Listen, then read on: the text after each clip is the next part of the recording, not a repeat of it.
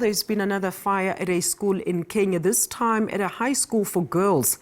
Initial reports stated that a number of youngsters were trapped, but the Kenya Red Cross said on X today that the fire had been contained and that there were 3 minor injuries. The fire broke out just one day after more than 20 people were killed in a blaze at a primary school for boys. Authorities say 19 bodies were recovered from the scene, while 2 others died after being taken to hospital. The elementary school dormitory housed 156 boys.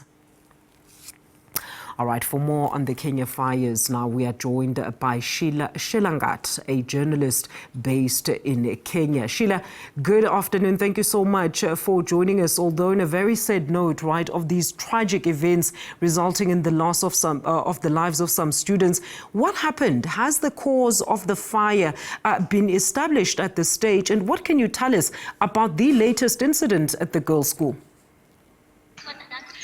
Right. Thank you for having me. I had the privilege of visiting the site, the incident scene in Endarasha in Nyeri County here in Kenya. And I can tell you for sure it was quite an emotional scene to see parents streaming into the particular school, trying to find out whether their sons are alive or not. The cause of the fire still remains unknown as of now, but as we were talking to some of the officials on ground, it was that they thought that it could be an electrical fault that caused the fire on that particular night.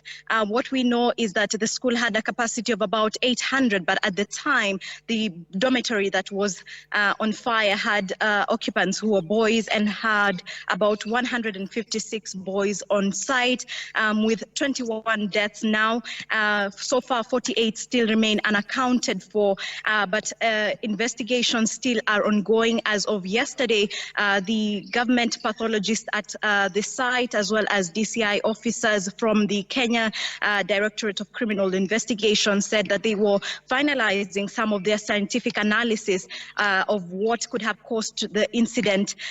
Also, we saw that today we had an interdenominational prayer service just at the school, trying to, keep hope amidst the saddest tragedy probably in schools. This is an incident that is not the only one. We'd had about 3 other incidents of fires in the past. And so it has really brought the conversation about what are the safety measures in schools, especially boarding schools. And the government spokesperson yesterday, Dr. Isaac Mwaura, said that it is probably one of the biggest catastrophe in history of Kenya. And he said, and I quote, that it was a catastrophe beyond imagination, with 21 now boys having died. The place remains cordoned off, as it was marked a crime scene yesterday, as the attempt to just find and piece the last moments what could have led to the fire. But so far we know that the identification of bodies is set to begin tomorrow on Monday.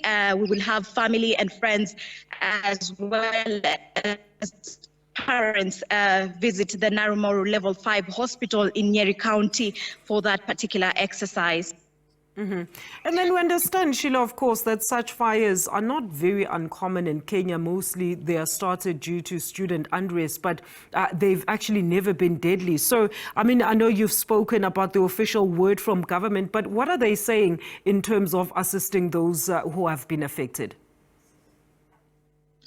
Right, as you've rightly put it, it's not the fire, and normally it has been attributed to unrest in schools, but this one has been attributed to electrical faults, in as much as the investigations still are ongoing. But what the conversation that now lingers in the country is how such tragedy can occur and why the response was not so timely. And so we are looking at a conversation at around safety measures. In 2020, the government here passed some certain laws where the schools, especially boarding schools, were supposed to abide by it. And even as we left the site yesterday, the government was actually trying to look if the school had been compliant with some of those measures set. So and some of the measures include that a matron has to be in the dormitory when students are sleeping, as well as not having the dormitory locked from outside.